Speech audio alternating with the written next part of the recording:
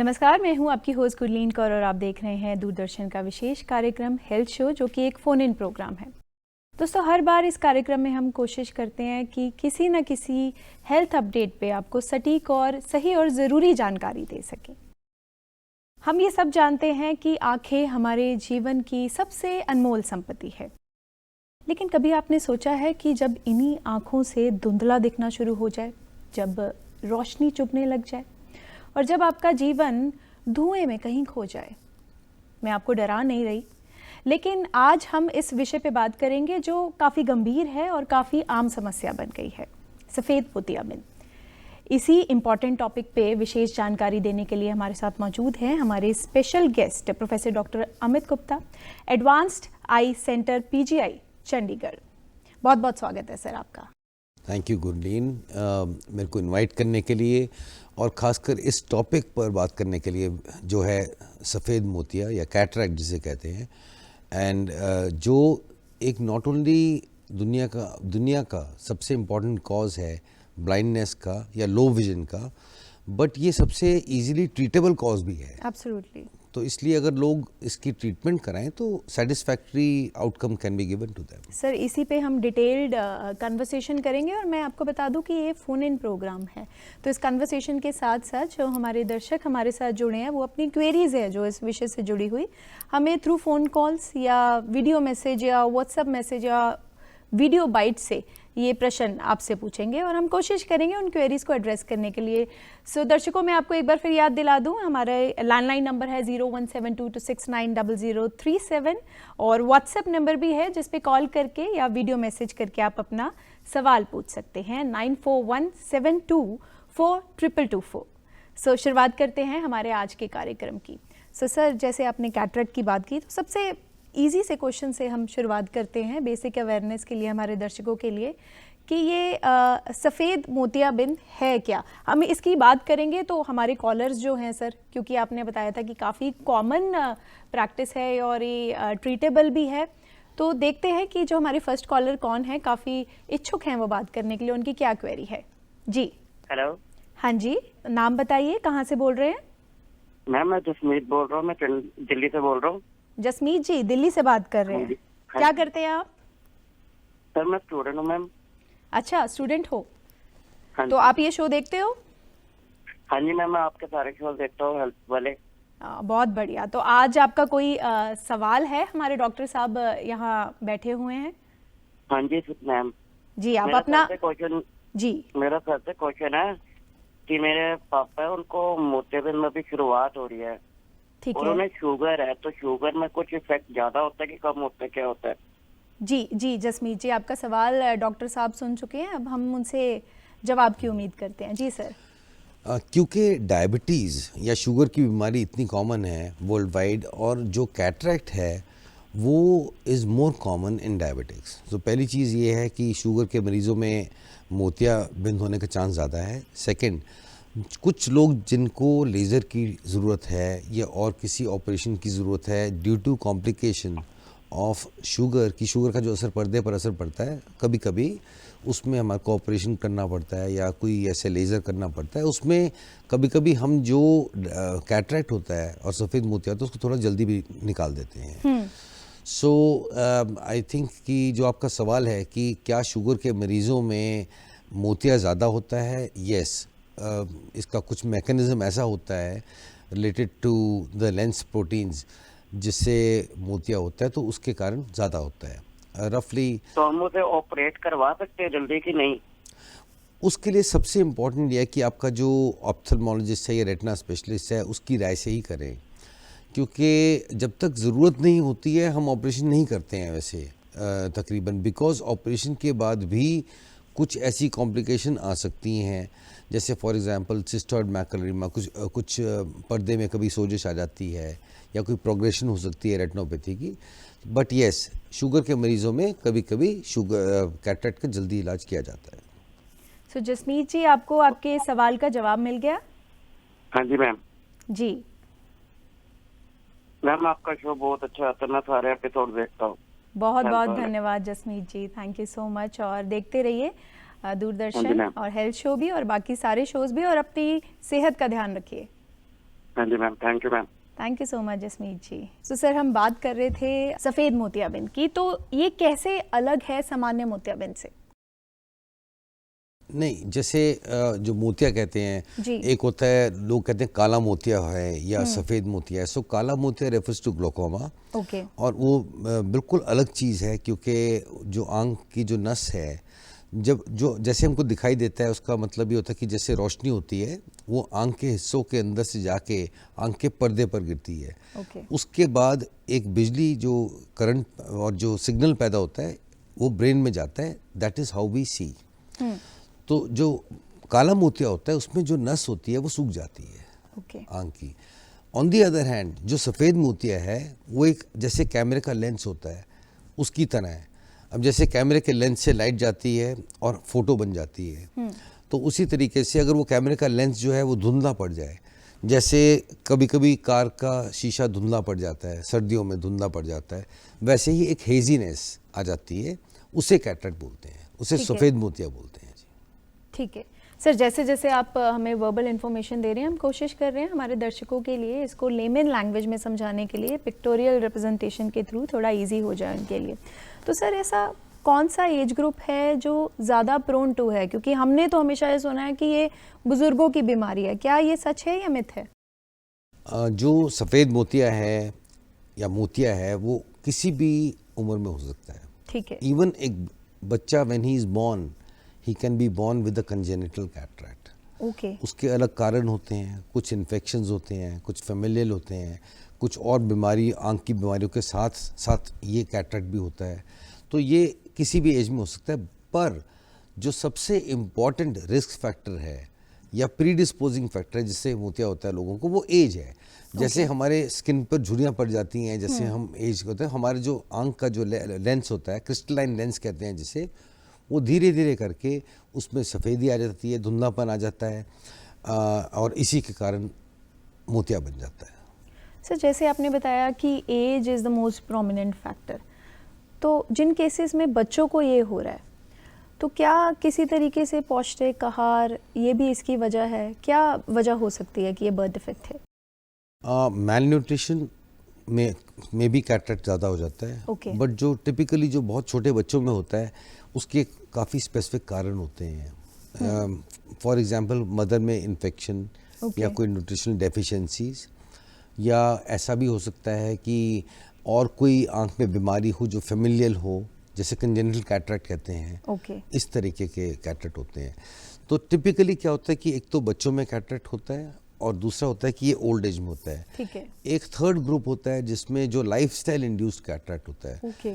जैसे for example smokers हैं, alcoholics हैं, ओबीज पेशेंट्स हैं, या किसी पेशेंट को आँख की कुछ बीमारी थी जिसके कारण वो कुछ ड्रॉप्स यूज़ कर रहे हैं, जैसे for example steroid I drop use कर रहे हैं, उसके कारण कैटरेक्ट इंड्यूस हो जाता है। या कुछ और भी मेडिकेशंस होती हैं जिससे आँख में कैटरेक्ट जल्दी आ जाता है। जी। फॉर एग्जांपल अगर कुछ लोग जो मायोप्स हैं, हाई मायोप्स का मतलब ये है कि जिसका नंबर -8, 10, 15 ऐसे बहुत हाई माइनस नंबर हो, उनमें भी they are predispose to early cataract. Okay. या किसी कारण कोई और ऑपरेशन हुए हैं आँख के, उसमें भी जल्दी कैटरेक्ट बनने का चांस बढ़ जाता है। तो कुछ फैक्टर्स होते हैं जैसे एज रिलेटेड हो गया, बट कुछ ऐसे भी होते हैं जैसे लाइफस्टाइल रिलेटेड, या कोई आंखों की कोई और बीमारी है, फॉर एग्जांपल यूवेटिस है या कोई सोजिश है, ऐसी आंखों में कभी कभी मोतिया जल्दी बन जाता है जी। और हमको जल्दी ऑपरेट करना पड़ता है उसमें। ठीक है।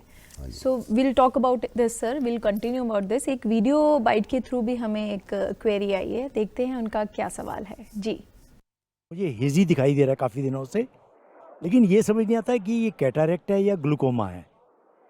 तो इसके क्या, मुझे कैसे, हाउ कैन आई डिफरेंशिएट कि ये ग्लूकोमा है या कैटरेक्ट है, और इसको कब ट्रीट करवाना चाहिए?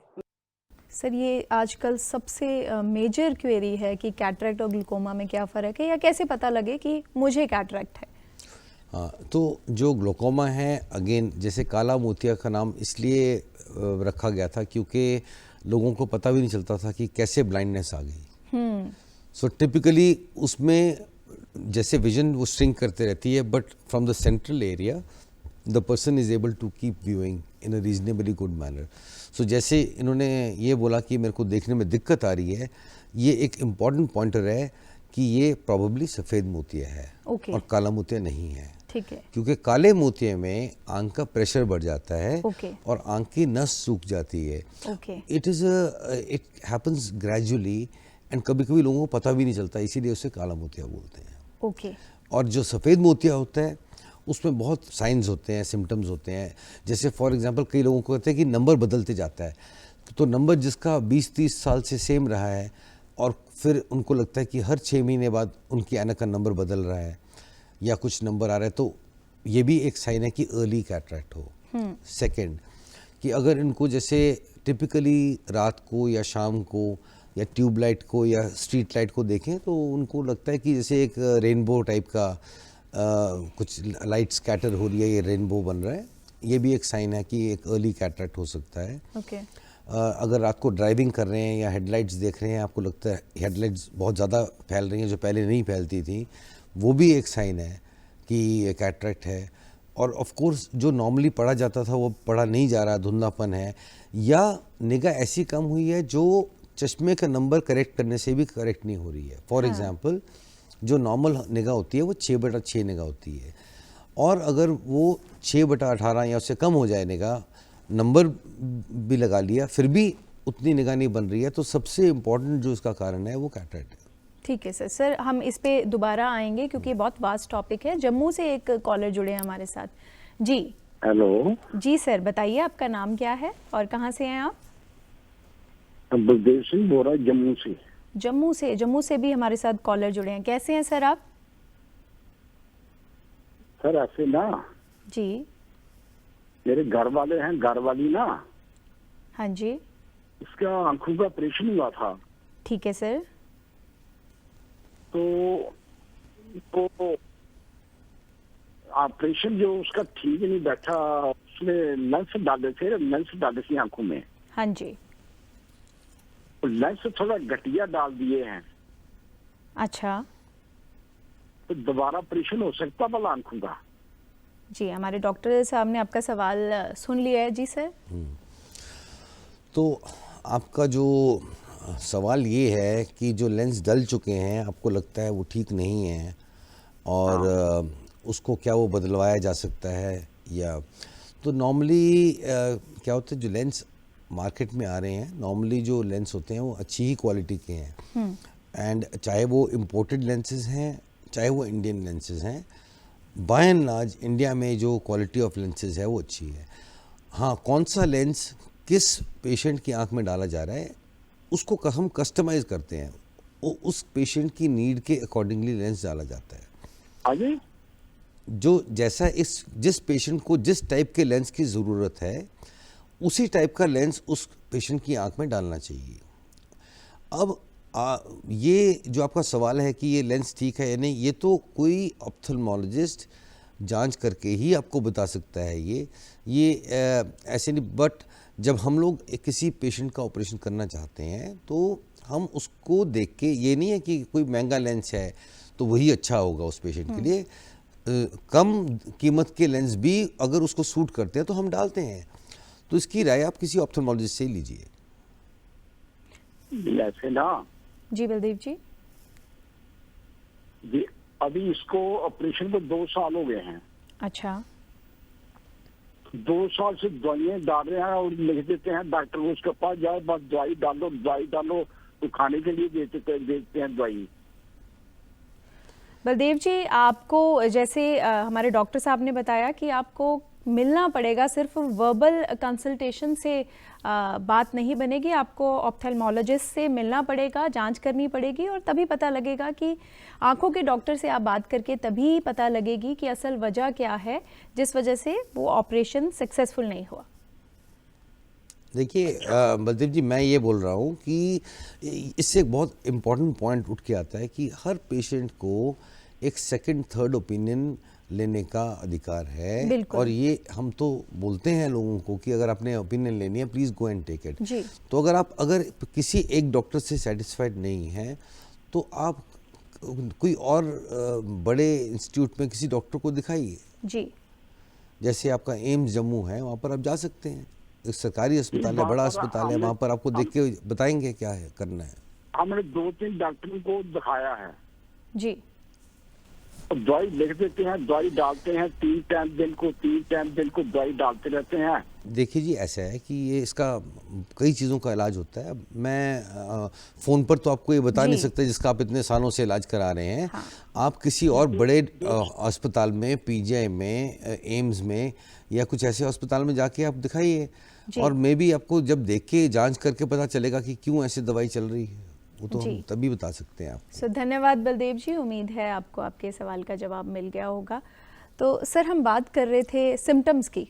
तो जैसे आपने बताया कि काला मोतिया, वो टर्मिनोलॉजी है काला मोतिया, वो काला मोतिया इसलिए है क्योंकि जो सिम्टम्स हैं वो ज़्यादातर पता नहीं चलते अननोटिस्ड होते हैं पेशेंट को, जी, unnoticed और रहते वाइट हैं। मोतिया में वो विजिबल होते हैं, और काला मोतिया में ग्रेजुअली नजर आते हैं या कुछ केसेस में नजर ही नहीं आते। तो प्रोमिनेंट सिम्टम्स हैं जिनको हम नज़रअंदाज कर देते हैं। हमें लगता है कि बढ़ती एज के साथ थोड़ी थोड़ी आंखों की रोशनी जाना तो वाजिब है। हाँ। वो कौन से सिम्टम्स हैं सर? नहीं, मैं वही जैसे आपको बता रहा हूँ कि पहली चीज़ कि कई पेशेंट्स में ऐनक का नंबर बदल जाता है, या कई पेशेंट्स में ऐनक का नंबर नहीं बदलता है, पर जो वो 6/6 पढ़ रहे थे वो अब 6/6 नहीं पढ़ रहे हैं, 6/9, 6/12 या 6/18 पढ़ रहे हैं। इट मीन्स कि जो विजन होनी चाहिए थी ऐनक के नंबर के साथ, वो परफेक्ट विजन नहीं है। It is a very very important sign that the person may be developing a cataract, especially in people who are more than 50 years of जी। एज। ठीक है। बाकी कुछ साइंस जो हैं, जैसे रोशनी का फैलना या कोई रेनबो कलर्स दिखना, या शाम को और दिन में और रात को अलग डिफरेंस हो निगाह का, कभी किसी को शाम को अच्छा नज़र आता जी। है या ब्राइट रोशनी में कम नज़र आना शुरू हो जाता है, क्योंकि अलग अलग तरीके के कैटरैक्ट्स होते हैं जिसके अलग अलग तरीके के सिम्टम्स होते हैं। तो ये सारे इंपॉर्टेंट सिम्टम्स हैं।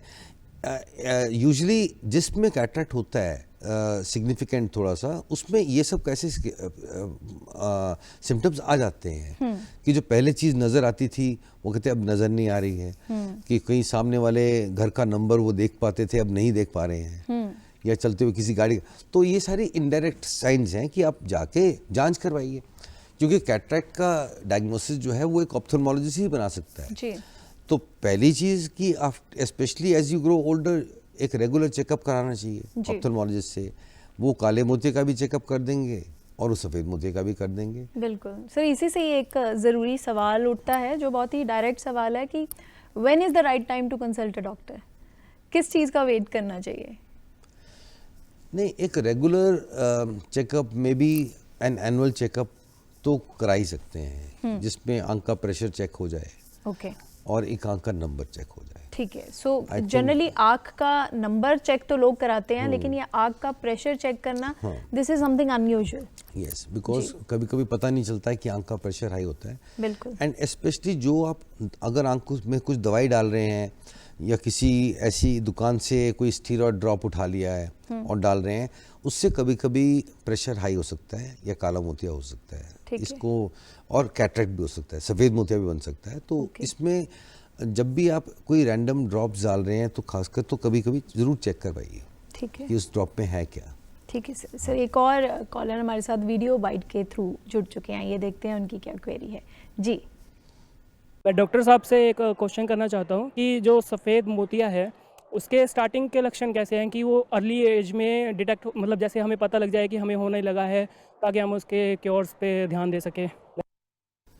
हाँ, जी सर। इसका जवाब मैंने अभी दे दिया है। जी, आई थिंक बिल्कुल। ये आप एक बार शो देखेंगे तो आपको पता चल जाएगा। जी सर, सिम्टम्स की बात हो चुकी है ऑलरेडी, हम कॉलर हमारे सुन लेंगे। इसके अलावा सर, प्रिवेंशन की अगर हम बात करें तो लाइफस्टाइल चेंजेस भी हैं जो आपने बोला, जो इंड्यूस करते हैं ऐसी डिजीज़ेस। सो वो क्या लाइफस्टाइल चेंजेस होने चाहिए जिससे हमारी आंखों की रोशनी बनी रहे? अब इट इज़ अ फैक्ट कि due to some kind of, जब भी सफ़ेद मोतिया होता है तो उसमें ऑक्सीडेंट्स और एंटीऑक्सीडेंट्स का भी रोल होता है। सो जैसे आपकी न्यूट्रिशनल डेफिशिएंसीज या people who are obese, alcoholic या कोई और साथ में बीमारियां हैं which is interfering with the nutrition, not only सारी शरीर का but also of the body. Okay. तो ये एक एनवायरमेंटल या लाइफस्टाइल रिलेटेड कैटरेक्ट का जो होते हैं उसमें जल्दी हो सकता है सफ़ेद मोतिया, ठीक है ना। तो बाकी मैंने आपको बता ही दिया कि जैसे आंखों की कोई और बीमारी हो या ठीक है। कभी कोई और, जैसे फॉर एग्जांपल कोई रेटिना का ऑपरेशन हुआ है या कोई ओके। और तरह का ऑपरेशन हुआ है, उसमें भी कभी कभी या मेडिकेशन से या ऑपरेशन के साइड इफ़ेक्ट से सफ़ेद मोतिया हो सकता है पेशेंट को। और तो ये सारे इंपॉर्टेंट कॉज हैं। ऑल्सो जैसे फॉर एग्जांपल जिसका हाई माइनस नंबर है, हाई मायोप्स हैं या कोई और, तो उसमें भी देयर इज़ अ टेंडेंसी कि उस आंख में कैटरेक्ट जल्दी होगा। डायबिटिक है पेशेंट, जी। some role of hypertension, not very important, but yes, some role of hypertension and also role of smoking. Also in these patients, they are almost 2 to 3 times So they are more prone to. But अगर हम Also high जी। altitude, जैसे जो लोग high altitude में रहते हैं, Okay. exposure to UV light, that is also predisposing to formation of cataract. Sir diabetes की जब बात होती है हम बात करते हैं सर डायबिटीज़ की भी। एक वीडियो बाइट से हमारे कॉलर जुड़ गए हैं, पहले हम उनकी क्वेरी लेते हैं। जी। मैं आपसे ये क्वेश्चन करना चाहता हूँ कि आप जो सफ़ेद मोतिया है उसके बारे में थोड़ा डीपली हमें समझाने की कृपा करें कि हमें कुछ अगर लक्षण दिखता है या हमारे पड़ोस में किसी को लक्षण दिखता है तो थोड़ा हम उनको गाइड कर सकें।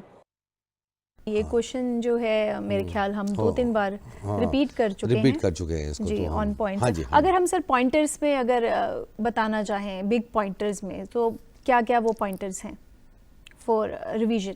अगर हम अपने दर्शकों को बताना चाहें कौन से पॉइंटर्स हैं? तो सबसे ज़रूरी बात यह है कि सफ़ेद मोतिये से घबराने की ज़रूरत नहीं है। जी। पहली चीज़, जो हमारे पास पेशेंट आते हैं उनके पास 2 सबसे अहम सवाल हैं कि एक कि क्या मुझे सफ़ेद मोतिया है या नहीं, बिल्कुल। और सेकंड कि इसको ऑपरेशन कराने का ठीक टाइम क्या है। तो जैसे मैंने आपको बताया कि क्या सफ़ेद मोतिया है या नहीं, उसमें आप जब मोतिये का कुछ असर आपकी विजन पर पड़ेगा तभी वो इम्पॉर्टेंट है। तो इसके बारे में आप मत घबराइए। जब आपको लगेगा कि आपकी विजन में कुछ ऐसी चीज़ है जो चश्मे से भी करेक्ट नहीं हो रही या कुछ डिस्टर्ब कर रहा है, तो आप जाके ऑप्थेल्मोलॉजिस्ट को चेक करा सकते हैं, सबसे इम्पॉर्टेंट। सेकंड कि ऑपरेशन कराने का ठीक टाइम क्या है। ऐसा कोई सेट टाइम नहीं होता कि इस लेवल पर एक ऑपरेशन को कर दिया जाए। इसमें हम पेशेंट की नीड्स देखते हैं, पेशेंट की ज़रूरत देखते हैं। जिस पेशेंट को फॉर एग्जांपल अगर एक बैंकिंग एग्जीक्यूटिव है या कोई एक कार ड्राइवर है जिसको एक कैटरेक्ट है, मे बी हम उनका ऑपरेशन थोड़ा जल्दी कर दें। क्यों? क्योंकि उनकी प्रोफेशन में they might require a much more clear vision than for example somebody who is simply at home and जिसकी विजन रिक्वायरमेंट डिफरेंट होती है। हर एक इंडिविजुअल की रिक्वायरमेंट अलग होती है जी। और इसी के बेसिस पर हम लेंस भी डिसाइड करते हैं किस टाइप का डालना है और ये कब ऑपरेशन करना है, ये हम देखते हैं। So these are 2 important things to be kept in mind. And for हर पेशेंट के लिए सर्जरी कस्टमाइज होती है। ये नहीं है कि आपके नेबरहुड में किसी ने 50 साल की उम्र में करा लिया था तो आपको भी 50 साल की उम्र में ही कराना है, ये सच बात नहीं है। हर एक का अलग एज होती है और इसमें कभी कभी फैमिली हिस्ट्री का भी रोल होता है। आपने सुना होगा कई फैमिलीज़ में लोगों को मोतिया नहीं ही हो रहा या बहुत लेट ऑपरेशन हुआ है, तो ये भी रोल होता है एक इम्पॉर्टेंट कैटरेक्ट में।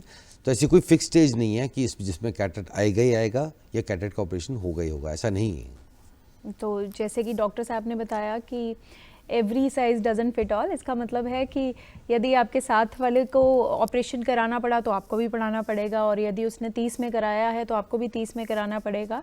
तो हर किसी की जो प्रॉब्लम है और हर किसी का जो ट्रीटमेंट है और वो वेरी करता है एज के साथ और आपकी प्रॉब्लम के साथ। सर हम डायबिटीज़ की बात कर रहे थे। डायबिटीज़ ऑटो इम्यून डिसऑर्डर ज़्यादातर हमने सुना है कि जो ज़्यादा बीमारी हैं मोर प्रोन होता है डायबिटिक। तो ये जो कैटरेक्ट है ये डायबिटीज़ की वजह से होता है या कैटरेक्ट होता है और डायबिटीज़ की वजह से जल्दी हील नहीं होता? नहीं, जो डायबिटिक्स होते हैं उसमें बॉडी के हर पार्ट के ऊपर असर पड़ता है। ओके। तो जो हमारे जो लेंस है, जैसे क्रिस्टलाइन लेंस कहते हैं, जो नॉर्मली ट्रांसपेरेंट होता है, जैसे एक शीशा या मैग्नीफाइंग ग्लास की तरह जो लेंस होता है वैसे होता है, उसके जो प्रोटीन्स होते हैं उनमें दे बिकम हेजी, दे ओपेसिफाई, और इसके कारण क्या होता है कि उसमें मोतिया आ जाता है। So that process is accelerated in people who have diabetes. Okay तो हाँ सर, एक कॉलर हमारे साथ और जुड़े हैं, सुनते हैं उनकी क्या क्वेरी है जी। हेलो। नमस्कार जी। नमस्कार सर, आपका क्या नाम है और कहाँ से बात कर रहे हैं आप? मैं जी कैप्टन कृष्णदत्त, हमीरपुर, हिमाचल प्रदेश। अच्छा, हमीरपुर से बात कर रहे हैं आप। डॉक्टर साहब से बात करना चाहते हैं इसी विषय के बारे में? हाँ जी।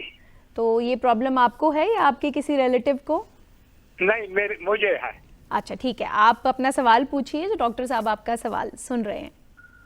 अच्छा जी, बस मेरा यही है साहब कि मेरी दैनिक आंख की लाइट कमजोर हो गई है। अच्छा, बाकी और कोई फर्क नहीं है। भाई ये क्यों हो रही, क्या मुझे दवाई इस्तेमाल करना चाहिए, कृपया बताएं। जी जी सर।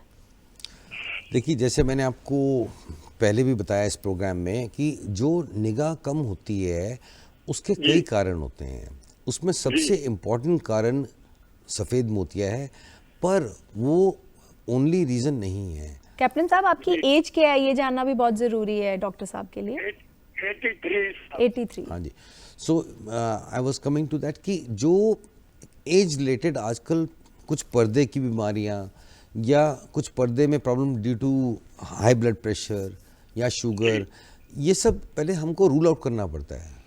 तो किसी भी मोतिया के पेशेंट में हम लेंस को तो चेक करते ही करते हैं, बट हम आंख में कोई काला मोतिया तो नहीं है, या आंख के पर्दा जो है वो हेल्दी है या नहीं, उसमें कोई और बीमारी का असर तो नहीं है, ये चेक करना ज़रूरी है। ये आपको जाके किसी ऑप्थेल्मोलॉजिस्ट को दिखाना चाहिए और वहीं से आपको पता चलेगा। ये मुझे दवाई दीजिए साहब, एटीयर। अच्छा, वो एटीयर दी थी कि ये आप डालते रहो। अभी थोड़ी ये पहले के फर्क का चश्मा तो मैं लगाता हूँ और तो कोई फर्क है नहीं बोला। सर, आपकी बात से मैं सहमत हूँ, पर इसका जवाब फ़ोन पर नहीं मिल सकता आपको जाके एक ऑप्थेल्मोलॉजिस्ट को चेक कराना पड़ेगा कि आपका पर्दा और आपका लेंस की क्या हालत है, वो देख के ही पता चलेगा। ठीक है जी। हाँ जी। सो बहुत बहुत धन्यवाद कैप्टन साहब, अपनी सेहत का ध्यान रखिए। बहुत बहुत धन्यवाद। नमस्कार जी। Sir, we are really glad कि अलग अलग स्टेट से हमें क्वेरीज आती हैं और हम कोशिश कर रहे हैं उन क्वेरीज को एड्रेस कर सकें। इसका मतलब जो हमारा मकसद है वो पूरा हो रहा है। सर, हम कॉन्टैक्ट्स की बात करते हैं, जैसे आपने बात किया मायोपिया, हाइपरमेट्रोपिया, इन केसेस में नियर साइटेडनेस है या फार साइटेडनेस है, ये बड़े एस्टिग्मेटिज्म है, ये कॉमन चीज़ें हैं। इन केसेस में हम ग्लासेस यूज़ कर लेते हैं या फिर लेज़र करवा लेते हैं एट एक्सट्रीम स्टेज, या कॉन्टैक्ट लेंस वियर कर सकते हैं। ग्लासेस इस केस में कैटरेक्ट में डालना ठीक होगा? ग्लासेस ऑपरेशन करना? जी। जब हम ऑपरेशन करते हैं जी, तो जो इंट्राओकुलर लेंसेज होते हैं वो अलग अलग तरह के आते हैं। तो एक होते हैं मोनोफोकल लेंसेज, तो उसमें क्या होता है कि दूर की निगाह ठीक हो जाती है। फॉर एग्जांपल कोई टीवी देख पाए, पर जैसे नज़दीक का, जैसे अखबार पढ़नी है या कोई नज़दीक का काम करना है, उसके लिए 2, 2.5, 3 नंबर के प्लस की ऐनक लग जाती है। बट अब टेक्नोलॉजी ऐसी चेंज हो गई है कि जो पेशेंट कुछ सूटेबल होते हैं उनमें हम जो लेंस डालते हैं वो दूर, जैसे फॉर एग्जांपल टीवी या जो पढ़ना है, जैसे फ़ोन देखना है, वो तकरीबन मेजॉरिटी एक्टिविटीज़ बिना ऐनक के हो सके। ओके। सो जो विज़न होती है हमारी, जो विज़न की रिक्वायरमेंट होती है वो 3 तरह की होती है। एक हम कहते हैं डिस्टेंट विज़न, एक हम कहते हैं इंटरमीडिएट विज़न, एक हम कहते हैं नियर विज़न। ठीक है। सो डिस्टेंट विज़न हो गया मतलब टीवी देखना, इंटरमीडिएट मतलब हो गया जैसे कंप्यूटर स्क्रीन को देखना, ठीक है, और नियर विज़न जैसे कोई अखबार पढ़ रहा है या कोई फ़ोन को देख मोबाइल देख रहे हैं, है ना, मोबाइल देख रहे हैं। तो आजकल इस तरीके के लेंस भी आ गए हैं, जैसे मल्टीफोकल या ईडॉफ या और ट्राईफोकल, अलग अलग टेक्नोलॉजी है ये। ओके। तो जो सर्जन को लगता है कि पेशेंट को सूट करेगी टेक्नोलॉजी, कभी कभी ये हर एक के लिए नहीं बना हुआ है, बट कुछ पेशेंट जिनको हमको लगता है जिनको सूट करेगा, तो उनको हम ये लेंस ऐसे डाल देते हैं। ठीक है। हाँ जी। सर, सर्जरी की बात करें तो एक मिथ है, पता नहीं ये फैक्ट है, ये तो आप ही क्लियर कर सकते हैं कि ऐसा हमने बोलते सुना है लोगों को कि मोतिया को पूरा पक जाना चाहिए उसके बाद सर्जरी के लिए जाना चाहिए। सो क्या विचार हैं आपके इस बारे में? तो ये बहुत ही आई थिंक पुराने टाइम की बात होगी। Okay. आजकल जैसे मैंने आपको पहले भी बताया था कि हर एक पेशेंट की अलग हम असेस करते हैं कि किसको ऑपरेशन की ज़रूरत है। ये ऐसा कोई सेट रूल नहीं है कि, बट ये पक्की बात है कि जब ऑपरेशन को पकने तक इंतज़ार नहीं करते आजकल, क्योंकि उससे सर्जन का काम भी मुश्किल हो जाता है और कॉम्प्लिकेशन का चांस भी बढ़ जाता है। तो इसलिए हम चाहते हैं कि जब टाइम राइप हो या जब अप्रोप्रिएट टाइम हो पेशेंट का, तभी हम पेशेंट का ऑपरेशन कर दें और जो बेस्ट पॉसिबल विजन है और जो बेस्ट पॉसिबल लेंस है वो उनकी आंख में हम डाल दें, ताकि उनकी क्वालिटी ऑफ लाइफ सिग्निफिकेंटली बढ़ जाए। लोगों की क्वालिटी ऑफ लाइफ पर बहुत फ़र्क पड़ता है कैटरेक्ट सर्जरी करा के, and it is not that complicated surgery जैसे लोग घबराते हैं कि क्या होगा। हाँ, इसी पे मैं सर आना चाह रही थी कि बेसिक क्वेरी लोगों की होती है कि सर्जरी में कुछ ज़्यादा कॉम्प्लिकेशंस तो नहीं आती? नहीं, कॉम्प्लिकेशंस का रेट आजकल जो टेक्नोलॉजी है, जो इक्विपमेंट है, जो माइक्रोस्कोप्स हैं, उससे rate of complications has gone down. परंतु क्योंकि यहाँ पर जो सफ़ेद मोती का ऑपरेशन है वो मिलियंस ऑफ पेशेंट्स, लाखों लोगों में किया जा रहा है, तो अगर लाखों लोगों में अगर 0.1 या 0.5% कॉम्प्लिकेशन है रेट, तो उसका भी नंबर्स मैग्नीफाई कर जाते हैं जी। तो इसलिए हमारा अटेम्प्ट तो यही रहती है कि कॉम्प्लिकेशन मिनिमम रहें, बट क्योंकि numbers of cataract surgery are so high, there can be complications. Sometimes कभी कभी इन्फेक्शन हो सकता है, कभी पेशेंट ध्यान नहीं रखता, क्योंकि अब कट तो लगता है आंख में, तभी लेंस डलता है अंदर से और तभी रिमूव होता है, उसका ध्यान रखना पड़ता है आंख का, दवाई ठीक से डालनी पड़ती है, और there are some other things, क्योंकि एक बार जब हमने ऑपरेशन किया तो कभी कभी कुछ पर्दे में सोजिश आ सकती है, या कोई आफ्टर कैटरेक्ट बन सकता है जिससे निगाह कम हो सकती है पेशेंट की, तो many of these are treatable. तो important thing to know is कि अगर आप ठीक टाइम पर ऑप्थेल्मोलॉजिस्ट के पास जाते हैं तो वो इसका इलाज कर सकते हैं जी। और बहुत कम ऐसी चीज़ होती है जिसका हम हाथ खड़े कर देते हैं कि हम इसका कुछ नहीं कर सकते, ठीक है ना। कईयों में पुतली फेल हो सकती है जी, पर कईयों की अंदर से ऐसी कोई और बीमारी होती है जिससे ज़्यादा चांस होता है कॉम्प्लिकेशंस का जी। तो ये इसका ध्यान रखना पड़ता है। ये ऑपरेशन जो सर्जन है वो भी देखते हैं ध्यान से कि भी क्या इसमें कॉम्प्लिकेशन का चांस ज़्यादा है, तो हम उसको गाइड करते हैं पेशेंट को। तो मैं अपने दर्शकों को एक बार फिर याद दिला दूं कि ये फ़ोन इन प्रोग्राम है 017226900037 और व्हाट्सएप नंबर 9417242224 पे कॉल करके आप अपनी क्वेरीज डायरेक्ट हमारे एक्सपर्ट से पूछ सकते हैं। सर, सर्जरी की बात हो रही थी तो एक और सवाल मेरे मन में आता है, रेकरेंस। ये बहुत मेजर इशू है, हम किसी भी तरीके की आई सर्जरी कराते हैं, चाहे वो लेज़र है या कैटरेक्ट है, सो इसका क्या चांसेस हैं रेकरेंस के सर? सो अगेन, जैसे लोग हमसे पूछते हैं कि क्या मोतिया फिर से आ सकता है, तो इन सिंपल टर्म्स आंसर ये है कि नहीं, मोतिया एक बार हमने निकाल दिया तो फिर से नहीं आ सकता। पर जो आंख के जहाँ लेंस होता है वो कहीं हवा पर नहीं टंग रहा होता, उसमें एक जैसे एक पतला सा पॉलीथीन होता है, वैसे एक झिल्ली होती है जिसके ऊपर हम लेंस को डालते हैं। उस झिल्ली में कभी कभी कुछ थोड़ी सफ़ेदी आ जाती है या हेजीनेस आ जाता है, एक हेज़ आ जाता है, और जब वो ऐसा हेज़ ऐसा है जो विजन को डाउन कर रहा है, तो हम उसको एक जैसे स्लिट लैम्प होता है हमारा जो मशीन होती है, वैसी मशीन पर बिठा के उसको लेज़र के ज़रिए से बिना ऑपरेशन किए उसको नॉर्मली हम काट देते हैं, ठीक है, और विजन उसकी रिकवर हो जाती है जी। तो ये इसे कहते हैं आफ्टर कैटरेक्ट जी, कहते हैं आफ्टर कैटरेक्ट है, बट वो कैटरेक्ट नहीं होता। ओके, हाँ। सो बहुत बहुत धन्यवाद सर आपका, बहुत ही सरल भाषा में आपने इतनी इम्पॉर्टेंट जो मेडिकल टर्मिनोलॉजीज़ हैं हमें समझाने की कोशिश की, और उम्मीद करते हैं हमारे दर्शकों को भी समझ आई होगी और लाभदायी होगी। Thank you so much for coming sir. Thank you. So दर्शकों, ये ज़रूर है कि ये बीमारी गंभीर है, समस्या आम है, लेकिन सही वक्त पे अगर जांच हो, उपचार हो, तो आपकी रोशनी हमेशा के लिए बच सकती है। उम्मीद करते हैं आपको ये शो पसंद आया होगा। जाते जाते मैं आपको एक बार फिर याद दिला दूं कि हमारे सभी प्रोग्राम्स ऑनलाइन प्लेटफॉर्म पर अवेलेबल हैं, DD Punjabi, DD Chandigarh, DD Haryana. इसके साथ आप हमें सोशल मीडिया प्लेटफॉर्म्स पर देख सकते हैं। हमारे ऑनलाइन OTT प्लेटफॉर्म वेव पर भी हम अवेलेबल हैं। साथ ही आप हमें लिख सकते हैं यदि आपका कोई सुझाव है HOP chandigarh@gmail.com पर, और हमारा व्हाट्सएप नंबर जो नया लागू हुआ है, आप उस पर मैसेज कर कॉल कर या वीडियो मैसेज करके अपने सुझाव दे सकते हैं 9417242224। सो अगली बार फिर हाजिर होंगे नए विषय के साथ, नई जानकारी के साथ। तब तक जुड़े रहिए हमारे चैनल के साथ, देखते रहिए दूरदर्शन। धन्यवाद।